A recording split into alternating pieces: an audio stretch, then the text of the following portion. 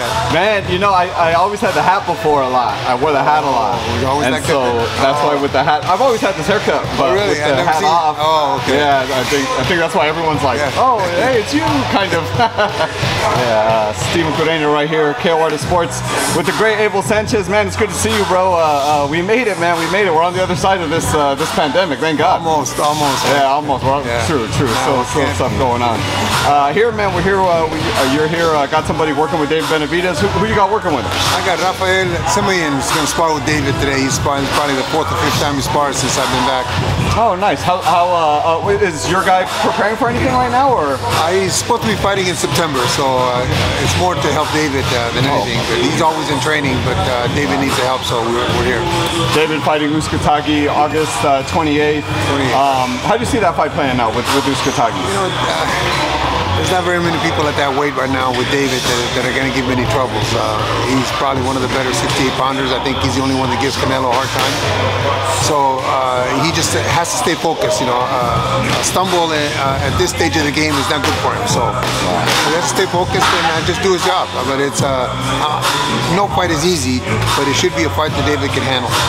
You said that right off the bat. It's funny because everyone I ask, who gives Canelo his biggest challenge? Who's the biggest threat to Canelo? Everyone always tells me David Benavidez. Why is that? I think first of all he's got the tools. He's got the character inside the ring. He's a smart kid in there, and I remember seeing him in sparring with. I had him spar with Golovkin when he was only 16 years old. And of all the guys that I've had spar with Golovkin, he's probably the best one I've ever had spar with Golovkin. So even at 16 years old, he just has. He's got a gift, man. He's got some gifts that not only the physical gifts, but the other gifts that are very important in this game. The height, the length, the ability. He doesn't have a hard time with anybody else but Canelo. You brought him in, I know, at 16, and he's come to a few Golovkin camps, right? I want to say he was just in for one of the ones right before Canelo or something like that too. You brought him in for a few camps, right? He's been in camp, but he hasn't really sparred with Golovkin because they've had their own training camp. You know, he's at the point now where he's not really a sparring partner for anybody. He's a star, really, a superstar in the making. But he's been in camp with us many a time. So when I had Golovkin, but even after I parted with Golovkin, he's been in camp with me. Canelo, speaking about Canelo, just that seems like the fight with Plant is off. But if it were to happen, Plant, Canelo, how does that play out? A little tougher fight than the one he's got coming up on the 28th, but still, with Canelo. Canelo, I'm sorry, Canelo Plant. Oh. Yeah. You know what? A little tougher fight than he had with Saunders. Saunders' inactivity kind of hurt him, but Plant's got some quick hands. He's got decent skills, but Canelo is head and shoulders above anybody else right now. Yeah, it's Canelo's really kind of. Do you consider Canelo pound number one right now? Absolutely, he's been for a while for me. Oh yeah. Above Terrence, above kind of everybody. Yeah. You just got to look at his resume. You got to look at his resume and what he's done with the guys he's fought. Okay, you're gonna say, well, that guy was old. And when are they ever gonna be prime against prime? Never that way. But just look at his resume. I think he's done tremendously well with all the guys that he's fought, and he's fought some decent guys. Yeah, no, definitely. Big fight coming up, man. That is signed, sealed, delivered in like 3 weeks. PACQUIAO versus Spence, man. It's going to be, I think it's going to be a good one. How do you see it playing out? You know, when they came out of the Olympics, I thought 2 guys for sure. I thought that Spence and Marcus Brown were going to be the cream of the crop in the pros. It's turned out to be kind of right. Marcus kind of got some head games going, but Spence is really developed into a good fighter. But he's fighting somebody that you can't count. You can never count Manny Pacquiao out.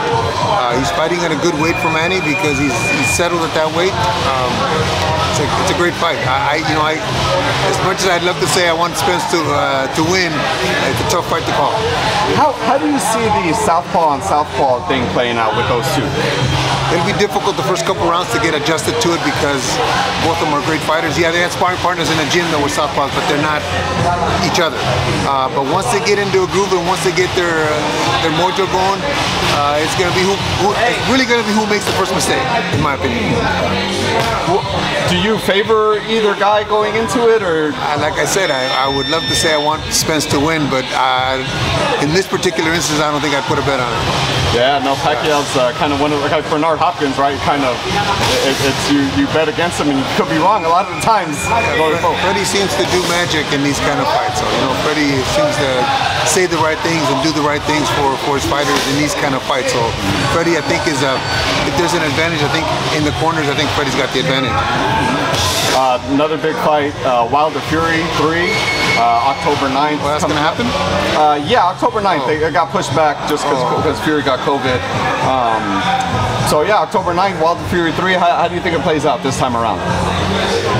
I think Tyson still has the edge on that fight. Like I thought the first one. I called the first one on BBC Radio, and I thought that Tyson won by 4 points, 4 or 5 points, and I think it's the same thing again. I don't think he does do them like he did the second time, but because I think Wilder's going to be not physically better prepared, but I think mentally better prepared to go into a fight against.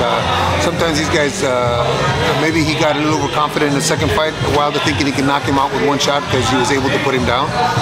But Tyson Fury, I think, he's got the edge on that for me. You said you think mentally maybe Wilder's coming in different, maybe more prepared. Do you think that's because of, I mean, I don't know, why is it that you say that? Just well, when in his mind, he won the first fight, and in his mind, he knocked him down and had him out, which he was down for a while. You would think that I'm going to do the same thing in the next fight. And what happens in training sometimes when you have those gifts that Wilder has with that right hand, you don't necessarily improve. You don't necessarily do things different to get better. Tyson made a mistake and he got caught, but he was winning the fight. So in order for Wilder to beat him in the second fight, he's going to have to make some adjustments, which I'm sure that they didn't do the adjustments necessary because he lost. But going into the third one, those adjustments now were evident after the second fight. So I think that the change of scenery for him too, with Malik working with him and having a little better bond in there, I think it's not as quiet, it's more of a fun time in the gym. Maybe gives him a little extra edge. I hear a lot of trainers, fighters say that they see Wilder's training videos now, and maybe it's kind of what you said, the relaxation that he has with Malik, but what is it that you see from those training videos that maybe gives the sense of a different Wilder coming into the third fight? Well, I think prior to Malik Scott working with him, Malik sparred with him many times in many training camps. But prior to him sparring with him, prior to him training him, he was winning everything. He was doing so well that sometimes, and I'm sure I'm guilty of it too, a lot of us coaches, we get complacent too. We don't develop more. We don't push them to the next level. We don't push them to another unknown areas that we haven't done in the past. And if you don't do that, you get stagnant. And I think that bringing Malik in after that loss, not to blame anybody because nobody's fault, because that wasn't his night. Mark had done a great job up to that point, and unfortunately somebody's got to take the blame, and it's usually us coaches. But bringing Malik in, that just gave him a different perspective, and a perspective from a fighter's point of view, which Malik has because he sparred with him. Malik was able to, I think, has been able to relax him, have him do a lot of things that he's very capable of, but it was never demanded of him before. So hopefully he's able to use them in this fight. Hopefully he's able to implement the things that they're working on in the gym, and if he does, I think it's a great fight. It's better than the first one, and definitely better than the second one. Yeah, well, we're all looking forward to it, man. That's a great breakdown. Joshua Usyk, it's happening end of September, I want to say. How do you see it playing out? Is Usyk gonna have the skill to? I've had Usyk in front of me for 12 rounds, so I know that he's a great fighter. He's got great tools, but I don't think he has the strength and the pop to deal with a big guy like Anthony Joshua. I think Joshua's a very good fighter too. I think he wins the fight. I think Anthony Joshua will be too much for Usyk. It may be a 12-round fight because Usyk is never going to be there to be hit solid. But where is the fight? Is it in England? I believe it's in England. Okay, Yeah, it's the edge goes to Joshua. So even more so. It's not like it's in the Ukraine or anything. Yeah. Abel, who's the best lightweight in the world for you? Right now? Right now. I think you have to go with Lopez. I think you have to go with Teofimo. Just because of what he was able to do against who a lot of people consider one of the great fighters of our time. There's a lot of other good fighters in that weight division. I think that Tank Davis moved up to 40 is too much for him. I think at 35 he'd be a killer too.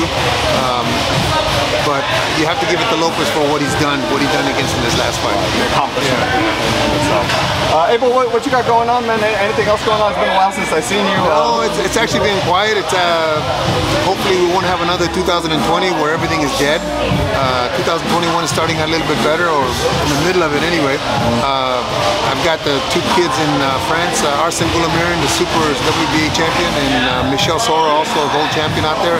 Murad Gassiev just fought a couple days ago in Russia, but they can't come in. You know, the issues with this COVID are not, people don't realize for the athletes how difficult it really is. Yeah, no, it's rough, especially foreign guys, because like you said, they can't even come here. Yeah, it's terrible. Abel, thank you so much for the time, brother. Appreciate you. Tell the fans, I don't know what you got going on and where, I'm sorry, where they can follow you. Well, you can follow me on Twitter, and it's at Abel the Summit, and the Summit Gym on WhatsApp, and what's the other one? Instagram. Instagram, that's it. Yeah. The Summit Gym on Instagram. But we're just happy to be back. Hopefully, it's a busier year for us, and a busy year for the fans too, so we will come out and see the fights. Definitely, man. Appreciate you, Abel, as always. Thank you very much.